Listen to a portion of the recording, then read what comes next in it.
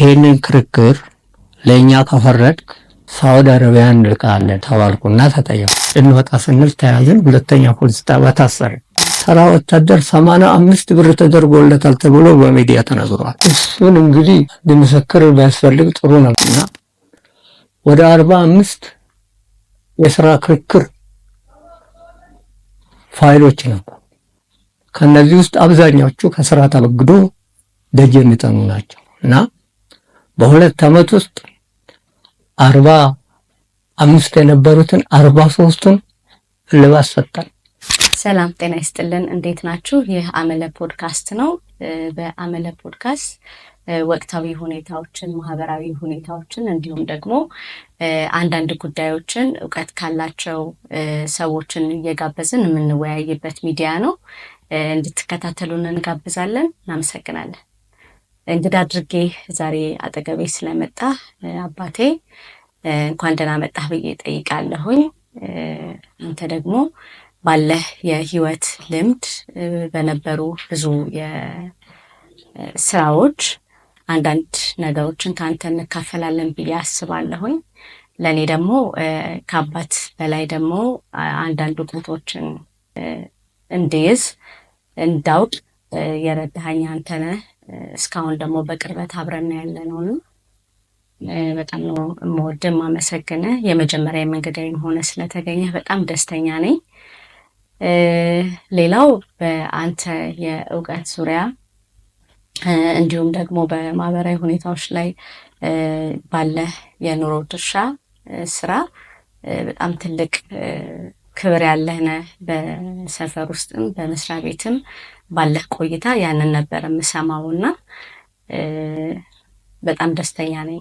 የመጀመሪያ እንግዲህ የሆነ ስለተገኘ አመሰግናለሁ። ያው አንቺም ዓላማ አለሽ። እንትን ላይ እውቀት ያላቸውን ሰዎች እዚህ እንትን ላይ አቅርበሽ ለህብረተሰቡ እውቀት እንዲያገኙ ለማድረግ እና ደግሞ ማህበረሰቡን በዚህ ለማሳተፍ መፈለግሽን ነግረሽኛል። በጣም ደስ ብሎኛል። እኔ እንግዲህ አንቺ ዓላማ እሱ ነው፣ የኔ ዓላማ ደግሞ እዚህ ቤት ውስጥ ቤተሰብ ፈርተዋል። ከአንቺና ከሚኪ አንድ ላይ በድምሩ 5 ልጆች ተገኝተዋል። እነዚህ ልጆች ቤተሰቦቻችን እንዴት ናቸው ብሎ ለማወቅ እንዲያስችላቸው እንዲሁ ይሄንን ፕሮግራም በተለይ ከኔ ከአያታቸው ስሰሙ የበለጠ ለህብረተሰቡ ፍሬ አፍርቶ የሚገኙበት እድል ያስገኛል ብዬ ስለገመትኩ እዚህ ፕሮግራም ላይ ለማሳተፍ ፈቃደኛ ሆኛለሁ። እንግዲህ አመሰግናለሁ። እሺ፣ ያው ቅድም እንዳልኩት ነው በጣም የምትወደድ የምትፈራ አባት ነህ ለኛ። ደግሞ ባለህ የመጽሐፍ እውቀት፣ የትምህርት እውቀት እስከዛሬም ደግሞ በእድሜም ደግሞ የደረስክባቸው እውቀቶች አሉ። እነዛን እውቀቶች እንድታካፍለን አንድ እናስባለንና አባዬ ያው ታሪክህንም ስለሆነ ለማስቀመጥ የምንፈልገው ከውልደትህ ጊዜ ጀምሮ አስተዳደግህን ትንሽ ብትነግረኝ ደስ ይለኛል። ይህ አስተዳደግ በአብዛኛው በኢትዮጵያ ውስጥ ካደጉት ወጣቶች ሰዎች ወይም ደግሞ በወጣትነት ጊዜ ከኢትዮጵያ ወጣቶች የተለየ ሚና የለኝም። የጋራ ሚና ነው ያለን። አንድ አይነት ህብረተሰብ፣ አንድ አይነት አካባቢ ከምንኖራቸው ሰዎች ጋር የኔ የተለየ አይሆንም። ስለዚህ በተጨማሪ የአስተዳደግ ጉዳይ በዛን እኔ በነበርኩበት ጊዜ በነበረው ህብረተሰብ የተቃኘ በመሆኑ ከዛ የተለየ አይደለም። ግን መገንዘብ ስለ እንትን ግንዛቤ ሊኖረው ስለሚገባ የኔን ታሪክ ወይም ደግሞ የኔን አስተዳደግ ለመግለጽ እንደዚህ ለመግለጽ ስለተጠየቁ እንደሚከተለው ለመግለጽ ፈልጋለሁ። በ1947 ዓመተ ምህረት እንደተወለድኩ እናቴ በምልክት ትነግረኛለች። ይሄም ምን ማለት ነው? ለእናንተ ጊዜ በጽሁፍ ብዙ ነገር የተያዘ ነገር አይደለም። በርዝ ሰርተፊኬት አለ፣ ሌሎችም ነገሮች አሉ። በእኛ ጊዜ በጽሁፍ የሚቀመጠው የክርስትና ወረቀት ነው። እሱም ደግሞ ፋይል አድርጎ ለማስቀመጥ እውቀት ያስፈልጋል። ስለዚህ በዛ መልክ ተይዞ የክርስትና ስሜ በስተቀር የክርስትና አባቴና ስሜ ተነግሮኛል። ነገር ግን በዚህ ቀን እንደዚህ ክርስትና ተነሳ ተብሎ በጽሁፍ ያገኘሁት ነገር ራሴ የለኝም። አዝናለሁ። የእናንተም ግን አስቀምጫለሁ እና በ1947 ዓመተ ምህረት እንደተወለድኩ እናቴ ነግራኛለች። ስሜም በምልክት ነው ብዬሻለሁ። የተወለድኩት በትክክል ሚያዝያ 12 ቀን ሉሉ መኮንን ትሞቱ የ2 ዓመት ልጅ ነህ እና ሉሉ መኮንን በሞቱበት ዘመን ሚያዝያ 12 ተወለድኩ ነው። ሉሉ መኮንን የሞቱት በ1949 ግንቦት ወር ውስጥ ነው። ስለዚህ ሚያዝያ ተጠቅሶ ተነግሮኛል። 49 ከሆነ 2 ዓመት ሲቀነስ 47 ነው ማለት ነው። ኦኬ እንግዲህ ያደግኩት 6 ኪሎ ተፈሪ መኮንን በታችኛው በር ሲከድ ወደ ሐምሌ 19 በመከድበት መንገድ መምህር የራስ ወርቅ ግቢ ተብሎ በዛን ጊዜ የሚጠራው አሁን በምን ስም እንደተጠራ አላውቅም። በዛን ጊዜ ግን መምህር የራስ ወርቅ ይባላል። እዛ ግቢ ውስጥ ነበርኩኝ። ትምህርት ቤትም ቄስ ትምህርት ቤት በ1955 ዓመተ ምህረት እዛ ነው የተማርኩት። በ1956 እውቀት በር የምትባል አንድ ትንሽ አነስተኛ ጎጆ ቤት ውስጥ ነበር ትምህርት የጀመርኩት፣ አንደኛ ክፍል። እዛ እየተማርኩ ያለው ልክ ወደ በእኔ በመማርበት ጊዜ ተርሞች 3 ነበሩ። በሶስቱም ተርም ተማሪዎች ጎበዝ የሆነ ተማሪ ወደ አዲስ ክፍል ሊሸጋገር ይችላል እና እኔ እዛ እየተማርኩ ያለው አምሃ ደስታ የሚባል ትምህርት ቤት አሁን ሽሮ ሜዳ ይባላል። እዛ ፈተና ፈትኖ ይቀበላሉ የሚባል ወሬ ይሰማና ከጎረቤት አማራ የሚባል ሰው መጥቶ ወስዶኝ እዛ አስመዝግቦኝ አስፈተነኝ። ተፈትኜ በ3ኛው ቀን ውጤት ስነገር 3ኛ ክፍል ነው የተመደብኩት። አንደኛ ክፍል 3ኛ ክፍል ገባው ማለት ነው። ይሄ 56 ነው። 56 የሰኔ ፈተና ላይ ደግሞ ወደ 4ኛ ዞርኩ ማለት ነው። 57 4ኛ ክፍል ተማሪ ሆንኩኝ ማለት ነው። ግልጽ ነው። በ1955 ዓመተ ምህረት አምሃ ደስታ 5ኛ ክፍል ሆኜ ተፈሪ መኮንን ትምህርት ቤት ማታ በነፃ 5ኛ ክፍል እንዲገባ ተደረኩ። እዛ ገብቼ 5ኛ ክፍል ወደ አምሃ ደስታ በሚገባበት ጊዜ ተፈሪ መኮንን ትምህርት ቤት 6ኛ ክፍል ሚኒስትሪ ተፈትኜ በ1960 ዓመተ ምህረት ተፈሪ መኮንን 7ኛ ክፍል ገባው ማለት ነው። ስለዚህ በጣም በአጭር ጊዜ ውስጥ ነበረ ወደ መለስተኛ 2ኛ ደረጃ የገባሁት ማለት ነው። አምሃ ደስታ የነበሩ ልጆች ከኔ በ2 ዓመት ላግ ያደርጋሉ። ከዛ ተፈሪ ሚኒስትሪ 96% አግኝቼ ነው የገባሁት እና 7ኛ ክፍል እስከ 12ኛ ክፍል ተፈሪ መኮንን ትምህርት ቤት ተማርኩ ማለት ነው። በ1960 65 አካባቢ ወር 66 ሁለተኛ ደረጃ ጨረስኩ ማለት ነው። በዛ ነው ወቅት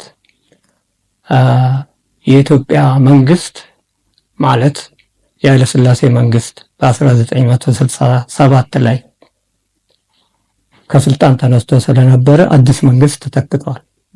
ደርግ የምትሉት እናንተ ማለት ነው። ጊዜያዊ ወታደራዊ አስተዳደር ደርግ ተብሎ ተመድቦ ራሱን ሹሞ ጊዜያዊ ወታደራዊ መንግስት አዋጅ አውጆ ስልጣን ይዘዋል። ግልጽ ነው። እንግዲህ እኔ በምማርበት ጊዜ በተለይ ሁለተኛ ደረጃ ትምህርት ቤት ተማሪዎች በነበርንበት ጊዜ የተማሪዎች ንቅናቄ እየተባለ ይጠራ የነበረው ወይም ደግሞ አሁንም የሚጠራው የተማሪዎች ንቅናቄ እንደዚህ ተብሎ የሚነገረው በዛን ጊዜ እኛ ተሳታፊዎች ነበርን ማለት ነው። በዛ ንቅናቄ ውስጥ ንጉሱ ከስልጣን ይነሱ የሚለው ጥያቄ ውስጥ ነበርን እና ይህን እናግዛለን፣ ሰላማዊ ሰልፍ እናደርጋለን። እንደዚህ እያደረግን እያለን እንግዲህ በ1966 ዓመተ ምህረት በተለይ ቤንዚል ጨመረ ተብሎ ንቅናቄው በከፍተኛ ደረጃ እድገት ያሳየበት ወቅት ነው። ከዛም ወታደሮቹም ተነሱ። በእርግጥ ስፖንታኒየስሊ ወይም ደግሞ አንድ ቦታ ብልጭ አንድ ቦታ ድርግም እያለ የወታደሩም ንቅናቄ ነበር። እንደ ተማሪዎች ንቅናቄ ግን የፋመ የጋማ አለም። ተማሪዎች ንቅናቄ ግን አብዛኛውን ትምህርት እየተቋረጠ በዚህ በእንቅስቃሴ ላይ ነበረ ተማሪው በብዛት የሚያሳልፈው። እንግዲህ የቤንዚል መወደድ የታክሲ ሹፌሮችን፣ ሌሎችንም ሹፌሮች የንግድ መኪናዎችን እንዲተባበሩ አድርጎ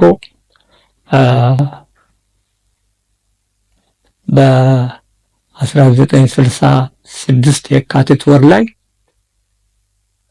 የካቲት አንድ ቀን አረሳቱን ቤንዚል ተጨመረ ተብሎ አዋጅ ታወጀ። ወዲያውኑ የሥራ ማቆም አድማ በሰራተኞችም ተጠራ። አስተማሪዎችም የሥራ ማቆም አድማ አደረጉ።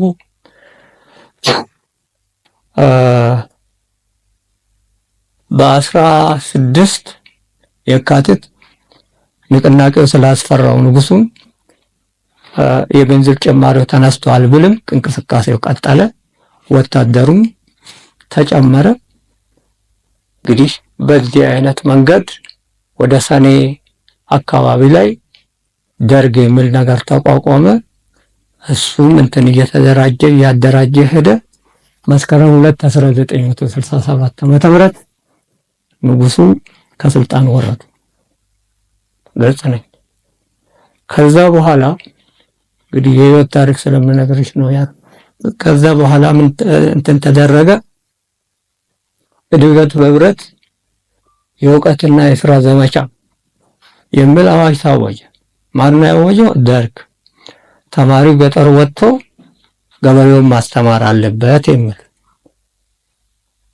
ከሃይ ስኩል ጀምሮ ዩኒቨርሲቲ በአጠቃላይ አስተማሪዎች በሙሉ በዚህ ዘመቻ ላይ ተሳትፈዋል። ወታደሮች እና በዚህ ዘመቻ ላይ እንግዲህ 67 ወደ ጥር ወር ላይ ነው እኔ ከአዲስ አበባ ወጥቼ ወደዚህ ወደ ዘመቻ ጣቢያ የሄድኩት። ከዛ በፊት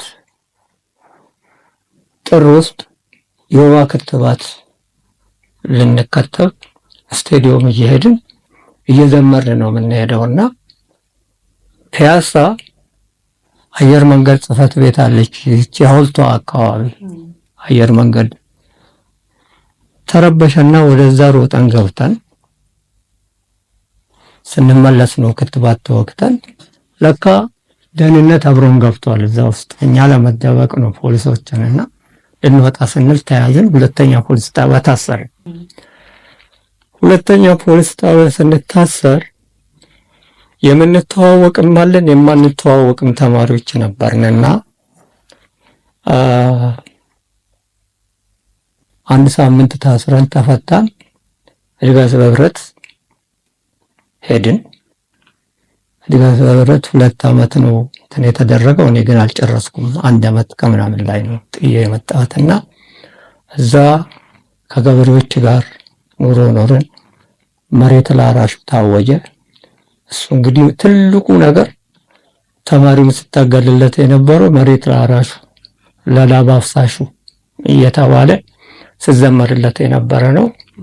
በየካቲት ወር በአመቱ ማለት ነው በ67 ዓመተ ምህረት የካቲት 25 ይመስለኛል ባልሳሳት፣ ተሳስቼ ከሆነ መጽሐፍ ሪፌር ማለት ነው እና የካቲት ውስጥ እንደሆነ አውቃለሁ። 67 አዋጁ ታወጀ። የገበሬ ማህበራት ተደራጁ። መሬትም ለሌላቸው መሬት የላቸውም። በአጠቃላይ መሬቱ የከበርቴ መሬት ነው። ገበሬው ዝም ብሎ ያርሳል፣ ያው ለባለ መሬቱ ይከፍል ነበርና በወቅቱ ያን እንትን አደረገ። እንትን የነበረውን ምርት እንዲወስድ አዋጁ ይፈቅድ ነበርና ተደረገ። ምን ሆነ? ከዛ በኋላ ገበሬው ዘማችና የመሬት ከበርቴው ጠላትና ወዳጁ ነው። እንግዲህ ከገበሬው ጋር ተማሪው ተወዳጀ። የመሬት ባለቤቶች ደግሞ ጠላት ሆኑ። ብዙ ተማሪዎች በድጋፍ በህብረት ላይ ሞተዋል። በባለመሬቶች ጠብ ማለት ነው። ከገበሬ የሚሞቱ አሉ። ያን እንግዲህ አልፈን ወደዚህ ከዘመቻ ጣቢያ በእግር ብዙ ተጉዘን ከዛ ጥቂቱን ደግሞ በመኪና እየሄድን አዲስ አበባ ገብተን ከቤተሰቦቻችን ጋር ተደባልቀን ኖረናል። ኦኬ። ልጅነት እንዴት ነበረ ያለፈው? በጣም ተጫዋች ነበርክ ወይ? ከትምህርት ቤት መልስ ትምህርት ቤት ውስጥ ከጓደኞች ጋር የነበረ ሪሌሽንሺፕ ምን ይመስል ነበረ? ምን አይነት ተማሪ ነበርክ? እሱን እንግዲህ አንድ ምስክር ቢያስፈልግ ጥሩ ነበረ። ለምን መሰለሽ ይህንን ማለት እንትን የማደርገው ተጫዋች ነበርኩ ወይስ አልነበርኩም የሚለውን ብዙ ማወቅ አልችልም በእኔ ደረጃ። እኔ ግን ለራሴ እንደምመስለኝ በልጅነቴ ወቅት ቤተሰብም አገለግል ስለነበረ ረጅሙን ጊዜ ከትምህርት በኋላ ከጥናት የተረፈ እንትን በአገልግሎት ላይ የማሳልፍ ይመስለኛል። ከዛ በፊትስ ለምለው ነገር ከሆነ አላቅም እና ጨዋታዎች ላይ ከሰፈሪ ልጆች ጋር እሳተፍ ነበር እና ምናልባት ድሮ ሰፈሬ ከሄድን አንድ ቀን ከነሱ ኢንፎርሜሽን ማግኘቱ ለማመዛዘን ይጠቅማል ብዬ አስባለሁና ገመድ ዝላይ እጫወታለሁ። ብይ ተጫውቼ አላውቅም። ብይ የሚጫወት ጠዋት የማይነሳ ደሃን ይላሉ። ቤት ያከራዩን ሰውዬ እንትን ይመስሉኛል። ሰውዬ መምሬ ራስ ወርቅ የሚባሉ ሰውዬ የእሳቸው ልጅ ይሁን እሳቸው ብቻ ከሁለት አንዱ እንደዛ አይነት ነገር ስለሚናገሩ ድህነትን ደግሞ ያው ሀብታም ለመሆን ነው ትምህርቱም እንትን የሚደረገውና ቤተሰቦቻችንም አንተ ተምረህ ታሳልፍልናለህ ነበር የሚሉንና ከዛ አንጻር ታይ ደሃ መሆን የሚፈልግ ሰው ብዬ አልጫወትም ነበር። ገመድ ዝላይ እንደምጫወት አውቃለሁና በህይወት አለች ገመድ ስትይዝልኝ የነበረች አንዷ። የሚያደራጀን ክዳኑ ተክሎ የሚባል ልጅ ነው። አሁንም እዛ ሰፈር ጎረቤት የነበረ ሰው ነው። በህይወት ይኑር አይኑር አላውቅም ታውቃለህ። እና እንደዛ አይነት ጨዋታ ላይ ፓርቲሲፔት አደረግ ነበር። አንድ እሱ ብዙውን ጊዜ ባልና ሚስት እያዘጋጀ ለሴቶቹ ልብስ እያለበሳቸው እንትን እያደረገ እንትን ያጫወት ነበር እና ዴኮሬሽን ስራ ይሰራል። በኋላም እንደዛ ነው የሆነው። ትልቅም ሆኖ እንደዛ ነው እና ስቴዲየም አካባቢ ዙሪያ ላይ የቆዳ ልብስ ምናምን እንትን ያደርግ ነበር። የሴቶችን ነበር በብዛት እንትን የሚያደርግ የነበረውና ቦርሳ ከትልቆቹ ያመጣና ለትንሾቹ እንትን እያደረገ ይድራል ይኩላል እና በእንደዛ ነገሮች ላይ አልተሳተፍኩም። ምንድነው እሱ ኩኩሉ ነጋ አልነጋም እሱን ተጫውቻለሁ አስታውሳለሁ። ሌባና ፖሊስ አልተጫወትኩም። እና ጨዋታ ላይ ፓርቲሲፔሽኔ ይሄ ነው። ዲስከሽን ላይ ብዙ ጊዜ ኢንቮልቭ አደርጋለሁ። ካደኩ በኋላ ብዙ ወዳጆች ነበሩኝ።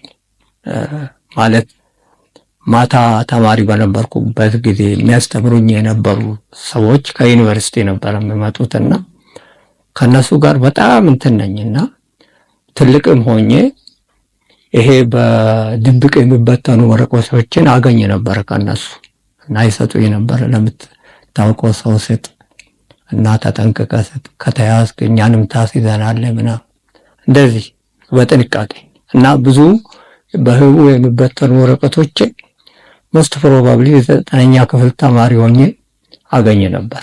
9ኛ ክፍል ተማሪ ሆነን ሰላማዊ ሰልፍ ላይ ፓርቲሲፔት እናደርግ ነበር። የማንበብ ልምዱ መቼ ነው በደንብ እየዳበረ አንባቢ መሆን የጀመርክ የመጣኸው? እኔ ማንበብ የጀመርኩት ማንበብ ሳይገባኝ ነው ብዬ መናገር እችላለሁ። ምንድነው ያሰባኙ እናት ሁልጊዜ ቁጭ ባልን ቁጥር ስለ ጣሊያን ነው ንጉሱ ያደረጉትን ተጋድሎ ንጉሱ ባይኖሩ ኖሮ እንደማንኖር ጣሊያን ፓስታ እየበላን እንደምንኖር እና አሽከሮንን እንደምንኖር ነበር እናንተን የሚያደርጉን። ያን ጊዜ የጣሊያን መጽሐፍ ስለ ጣሊያን የተጻፉ የአርበኛ መጽሐፍ አነባለሁ፣ ግን የሚጠቀሱት ቦታዎቹ አይገቡኝም። እና የማንበብ ስሜት ከዛ ነበረ። በተለይ ታሪክን እንዳነብ የታሪክ ተማሪ አይደለም፣ ግን ታሪክን አነባለሁ። መቼም በታሪክ እንትን ላይ አሳስቶ የሚነግረኝ ሰው አለ ብዬ አላስብም እና በደንብ ነው እንትን ያደረኩት። እና ከዛ በኋላ ሂስትሪ ትምህርት በሚመጣበት ጊዜ በጣም እንትን አደረኩ፣ መማር ጀመርኩኝ። ከ9ኛ ክፍል በኋላ ሳይንስ ተማሪ ነበርኩ፣ ግን ታሪክን በጣም እንትን አደርግ ነበርና የታሪክ ተማሪ ጓደኞችም ነበሩኝ፣ ሰፈርም እንትን የሚያሩት በትምህርትም ከኔ በላይ የሆኑ ነበሩና ከነሱ ለማነ መሳፍንት ምናምን እየወሰድኩ አነብ ነበር። እና መጽሐፍ ይገኛል እና በእንደዛ አይነት መንገድ ታሪክን ለማንበብ እንትን አደረኩ። ከዛ በኋላ ደግሞ እንግዲህ የቋንቋ ትምህርትም እንግሊዘኛ፣ ፈረንሳይ እናክል አይደለም መጀመሪያውንም እንግሊዘኛ ግን ደህና ነኝና የእንግሊዘኛ መጽሐፍም እንድናነብ ኢንካሬጅ እንደረግ ነበረ። ክፍል ውስጥ እንደዚህ የሶርት ኦፍ ውድድር ነበርና በዛ ማንበብ ስልቱ እንትን አደረገ፣ እየተጨመረ እያደገ መጣ። አሁንም አነባለሁ፣ ካላነበብኩ ደስ አይለኝም። ማንበብ እወዳለሁ። ኦኬ፣ ደስ ይላል በጣም አባዬ። እሺ፣ አሁን ሃይ ስኩል ላይ ስለነበረው ሁኔታዎች ደግሞ ትንሽ እናውራ። ቅድም እንደነገርከኝ ነው ያው ሃይ ስኩል ላይ አንዳንድ ንቅናቄዎች ውስጥ ፓርቲሲፔት የማድረግ ነገሮች ውስጥ የመጣችሁበት ወቅት ነው ያ ሰዓትና ምንድን ነበረ? ያው ኢንቴንሽኑ መሬት ላራሹ ነው ኦፍ ኮርስ። ግን ኦኬ፣ አሁን እንግዲህ እሺ፣ ችግር የለም። መሬት ላራሹ እንደ ሰብጀክት መሬት ላራሹ ብቻ ተወስዶ እንትን የሚደረግ ሳይሆን ጭቆና በዛ ነው አንዱ ትልቁና ዋነኛው። መሬት ላራሹ ስንል ሲባል 85% ወይም 90% ገበሬ ነው። ይሄ ገበሬ መሬት አርሶ የሚተዳደር ቢሆንም የራሱ መሬት የለውም እና ባለመሬቶቹ ሌሎች ናቸው። እሱ ላቡን አፍስሶ የሚያገኘው ጥቂት ነው። የሚያገኘው ለዘሩም አይበቃውም። ስለዚህ ሚስቱም ልጆቹም የባለመሬቱ አሽከር ሆኑ። በመሬት ክርክር ምክንያት እዚህ አዲስ አበባ ከርሞ ይመጣል፣ እነሱን ልረታ አይችሉም በሚል ሲሆን፣ ሁለተኛው ነገር ደግሞ ያው በአጠቃላይ አገሪቷ የኑሮ ደረጃ ወደ ኋላ ቀርነት ሪቪው ሴክተር የሚባልም ነገር መጥቶ ነበር። ይሄ ምንድነው? ልጆቹ አምስተኛ ክፍል ለምሳሌ የገበሬ ልጅ ግብርናውን ይማር እና የቀጥቃጭም ልጅ ወደዛው የሸማኔም ልጅ እንደዚህ ነው ወደ ሙያ ይሰማራ የሚለው ነገር ነበርና እሱ ደግሞ በፖለቲካ ሲቀነባበር ምን ተብሎ መጣ? አይ የቀጥቃጭ ልጅ ቀጥቃጭ ይሁን፣ የገበሬ ልጅም ገበሬ ይሁን፣ የሸማሰሪ ልጅም ሸማሰሪ ይሁን ተብሏል ተብሎ ይሄም እንትን ተደረገና የትግሉ ስልት ነው። ትግሉ በዚህም ትግሉ ውስጥ ይሄም እንትን ተደርጓል ማለት ነው። እና ስለዚህ በደሉ በብዙ አይነት መንገድ እንትን እየተደረገ የወታደር ደሞዝ አነስተኛ ነው፣ ከእጅ ወደ አፍ ነው፣ ወዛደሩም እንደዚሁ ነው እየተባለ እዛ አንዳንድ ንቅናቄዎች ተካሂደዋል። በዛ ንቅናቄ ውስጥ ከፍተኛውን ሚና ሲጫወት የነበረው ተማሪ ነው። እና ተማሪ ነው ሲባል ምን ማለት ነው? እንግዲህ ተማሪ ሲባል እንትን አድርገን ከፋፍለን ነው። በከፍተኛ ደረጃ ይሄን የሚያቀነቅኑት በአዲስ አበባ ዩኒቨርሲቲ የነበሩ ተማሪዎች ሲሆኑ ቀጥሎ ሃይ ስኩል፣ ቀጥሎ ደግሞ ታችኛው ተማሪ ያልተሳተፈበት የለም። እንዴት ነው ተሳትፎ ገብቶት ነው ወይ የሚባለው ነገር የሃይ ስኩሉ ተማሪ ሞሮሌስ በሙሉ ገብቶት ነው ማለት ባይቻልም 85% ገብቶት ነው ማለት ይቻላል።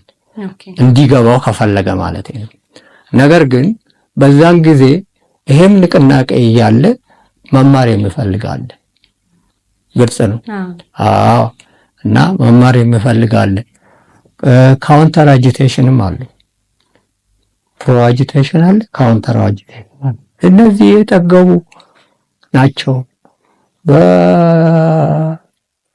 በአረቦች የተገዙ ናቸው። አሁን እንደሚባለው ይባላል እና የተገዙ ናቸው። ትምህርት የጠሉ ናቸው። ትምህርት የማይገባቸው ናቸው ይባላል። ሀብታሙ ምንድነው የሚለው? ድሃው የሀብታም ልጆች ናቸው ምረብት ይላል። የድሃ ወላጅ ማለት ነው። ግልጽ ነው። ሀብታሙ ደግሞ ይሄ ትምህርት የማይገባው ነው እኮ ተማሪ እንዳይማር የሚበጣበጠው ይላል። ትርጉሙ እንትኖች አሉ፣ የሚሰጡት ስሞች አሉና whatsoever ይሄም ሆኖ ግን አላማው ጎበዝ ተማሪዎችም ነበሩበት። እነሱ ናቸው እንቶም ሪንግ ሊደርስ ማለት ፍለፊት ወጥቶ ሲታገሉ የነበሩት እነሱ ናቸው። የሀብታም ልጆችም በዚህ ትግል ውስጥ አሉ። የሀብታም ልጆች ናቸው እንትን ሀብታሞች ድሃ እንዳይማር ብሎ ነው የሚባለውም ነገር ውሸት ነው። እና ብቻ ትግሉን እንዴት አድርገን እንትን እናደርጋለን የሚለው ነገር ትግሉን የሚፈልገውም ክፍል የሚገፋበትን መንገድ እንዳይቀጥል የሚፈልገውም ደግሞ አጉል ለማድረግ የሚችልበትን መንገድ መጣሩ አልቀረም። ግን እንደነገርኩሽ አብዛኛው ተማሪ በዚህ ውስጥ ፓርቲሲፓንት ነበር። ከዛ ጭቆና እየበዛ ሲሄድ ወታደሩም የኑሮ ሁኔታው ሊያኖረው ስላልቻለ ደሞዙ ምናልባት በ66 ዓመተ ምህረት የወታደር ደሞዝ ጭማሪ በፊት ስንት እንደነበረ አላውቅም። ተራ ወታደር 85 ብር ተደርጎለታል ተብሎ በሚዲያ ተነግሯል። በዛን ጊዜ ማለት ነው። እና ከዛ ደግሞ ወደ ሰኔ ላይ ነው ምናምን ነገር ደግሞ 112 ሆኖለታል ተባለ። ይሄም አላስቆመውም። በተለይ በነገሌ ቦረና በኤርትራ 3ኛ ክፍለ ጦር ሐረር የነበረው ጦር በቃ ከፍተኛ ንቅናቄ ውስጥ ገባ። ወታደሩም ከተማሪዎች ጋር አበረ። መኳንንቱን እያሰረ ሄደ። ክረምቱ ላይ 66 ማለት ነው 67 ንጉሱንም ራሱን አወረደው እና እስር ቤት ከተተው። ጊዜያዊ ወታደራዊ አስተዳደር ደርግ የሚል መንግስት አቋቋመ እና እዛ ላይ ተሳትፎ የነበረ ሰልፍ በማድረግ ወረቀት በመበተን በማድረስ አንዱን ትምህርት ቤት ሄዶ ውጣ ብሎ ግቢው ላይ ድንጋይ በመወርወር በእነዚህ ነበር እንግዲህ ተሳትፎ የነበሩ። ለምሳሌ ተፈሪ መኮንን ትምህርት ቤት ማንን ያስወጣል? ላይ ይወጣና ሽሮ ሜዳ ያሉትን ደብድቦ ያስወጣል። ከዛ እየዘመረ ይወርድና ምኒልክን ወይም ምኒልክ ወጥቶ ወደ ላይ እኛን ሊያስወጣ ይመጣል። መንገድ ላይ እንገናኛለን፣ ሰልፍ ይደረጋል። ፖሊስ ይመጣል፣ ድንጋይ ይወረወራል፣ የሚመታ ይመታል፣ የቆሰለም ይቆስላል። እና በእንደዛ አይነት እንቅስቃሴዎቹ ተካሂደዋል እና እዛ ውስጥ ፓርቲሲፔት አድርገናል እና አብዛኛው አደረገ እና ዞሮ ምን እየሆነ መጣ መሰለች? ዛሬ ሰኞ ተረበሸ፣ እስከ ዓርብ ድረስ ረብሻ ይቀጥላል። ሰኞ ደግሞ ይገባ ይሆን ይባላል እና እንደዛ ነው እንግዲህ። ሰኞ ደግሞ እንደገና ሌላ ረብሻ፣ እንደዚህ እየሆነ ሰኔ ደረስን ማለት እና ይሄ ተሳትፎ ነበር እና ዋናው ዓላማዬ አሁን እዚህ ጋር ሊሆን የሚገባው ይሄ ስህተት ሊኖረው ይችላል፣ እውነት ሊኖረው ይችላል። እውነት አለው ግን ምን ጎደለው የሚለውን ነገር እያነበቡ ለማየት ይረዳል ብዬ ነው እዚህ ቁጭ ብዬ አሁን እንትን ማደርገው እና ስፔሻሊ ፎር ማይ ፋሚሊ ፎር ማይ ጄኔሬሽን ከኔ ለሚወለዱት ልጆች እንትን ያደርጋል፣ ይቀሰቅሳል ብዬ በማሰብ ነው የኔ ሞቶ ይሄ እንጂ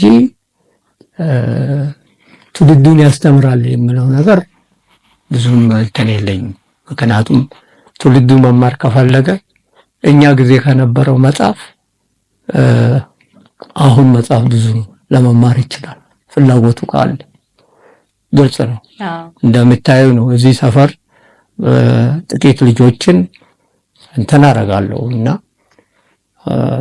አስተምራለሁ። ማስተማር ስል ጉድ ጄኔሬሽን እንዲሆኑ ለቤተሰቦቻቸው እንዲጠቅሙ እና ዕውቀት እንዲገበዩ ነው እና ብዙ ጥሩ ልጆች ተገኝተዋል እዚህ ሰፈር አይደለም፣ አሁንም አሉ መንገድ ላይ እና እነዚህ ልጆች ፈቃደኞች የሆኑ መጽሐፍ መጥተው ይጠቀማሉ።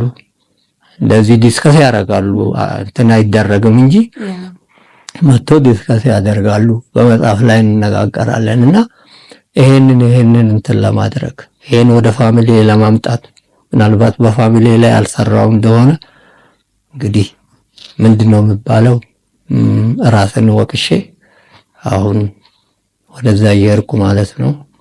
ግዴለም አንወቃቀስም፣ ከተወቃቀስን ደግሞ ቲት ፎርታት ይመጣል፣ እናንተ የተነበራችሁ ማለትም ይመጣል። ይቅርና ከዛሬ መጀመር ጥሩ ነው ብዬ ነው የማስበው። ይሄ ነው እንግዲህ እኔ እንትን የነበረው በወጣትነት ዘመኔ ይሄ ነበር። እድገት በብረት ሄድን መጣን።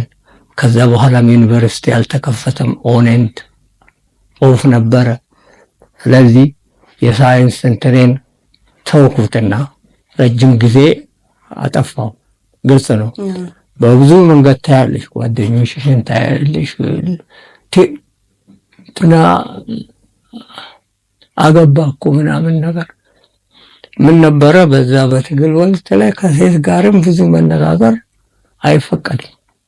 ግልጽ ነው።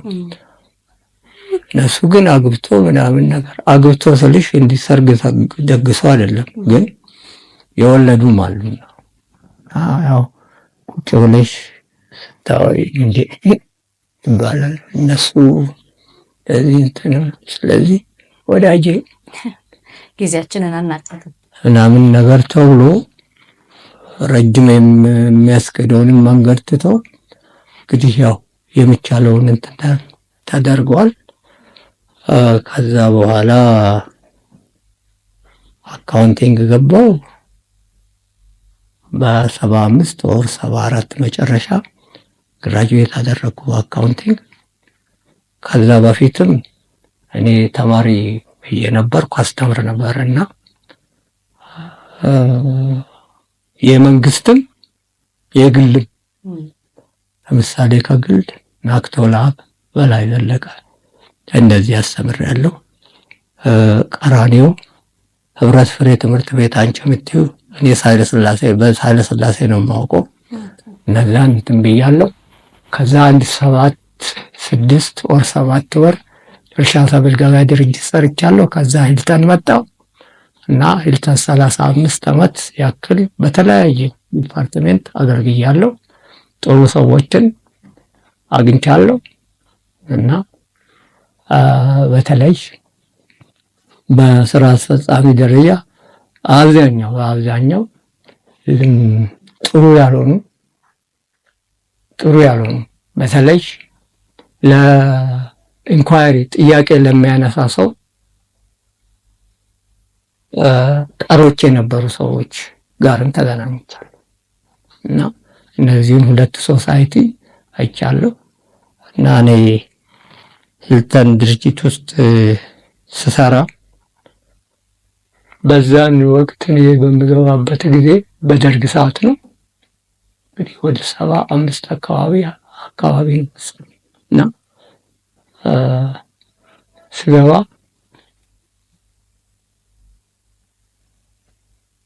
ሰራተኛ የሚዳኘው በዛው በመስሪያ ቤት ውስጥ በማን ነው የሚዳኘው? ከማኔጅመንት እና ከሰራተኛ በተወጣጣ ህግ ያውቃሉ ተብሎ እኔ ብደረግ ኮርስም ተሰጥቷቸው እንትን ያደረጉ። እኔ በአጋጣሚ በግሌ ምንድነው እሱ አሁን ፍትህ ሚኒስቴር ነው ያን የሀገር አስተዳደር ወር ሀገር ግዛት ሚኒስቴር በነበረ እንትን በግሌ ህግ አጠና ነበር እና ሰራተኛና ማህበራዊ ጉዳይ ሄጄ ፈተና ተፈትኛ ይሄ የዳኛ የማዕከላዊ ዳኛ መሆን ይችላል ተብዬ ለዛ የመሃል ዳኛ ነበር። 2 ከማኔጅመንት 2 ከሰራተኛ 1 ነኝ። ስለዚህ የወረዳ አሁን የአንድ ፈርስት ኢንስታንስ ፍርድ ቤት የመጀመሪያ ደረጃ ፍርድ ቤት የሚባለውን ስልጣን ነበረው እና ወደ 45 የሥራ ክርክር ፋይሎች ነበሩ።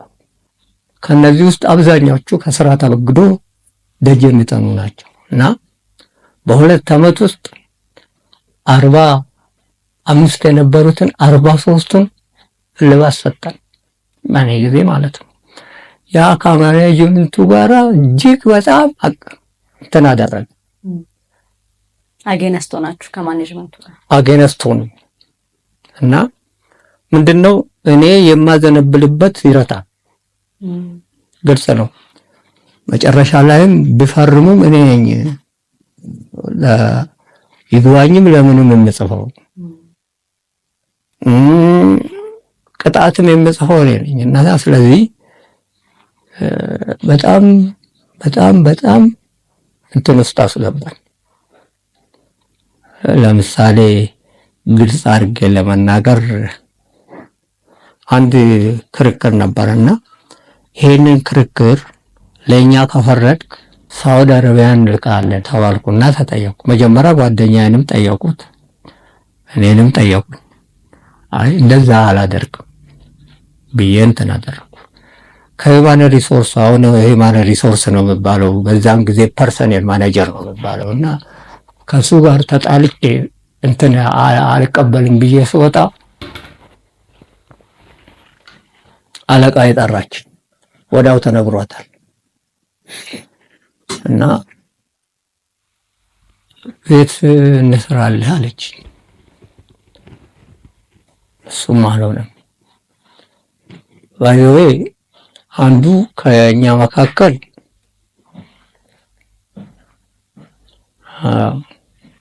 ምን ይሆናል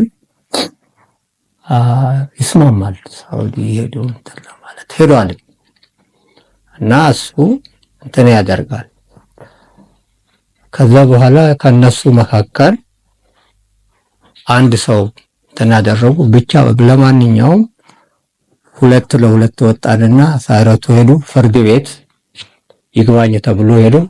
እኛ የፈረድነው ተፈረደና ሰውየውም እድሉን አገኘ። ሰራተኛውም ትወጣ የተባለችው ሳትወጣ በእኛ ሐሳብ እንትን አለችና ደስ ከምለኝ ነገር ምንድነው 43 ፋይል በ2 ዓመት ሶልቭ ሲደረግ ለኔ ትልቅ ሜንታል ማስተርቤሽን ነበር እና በጣም ነው ደስ ያለኝ። እና ይሄ ግን ያው እንዳልኩሽ እነዛ ማኔጅመንት ወጥቶም አዲሶቹ ማኔጅመንት ሲመጡ ያችኑ ነው የሚይዟት። በእነሱ ጊዜ የስራ ክርክር ኮሚቴ አልነበረም፣ መደበኛ ፍርድ ቤት ነው። ግን ጥላቻውና እንትኑ ቀጥሏል።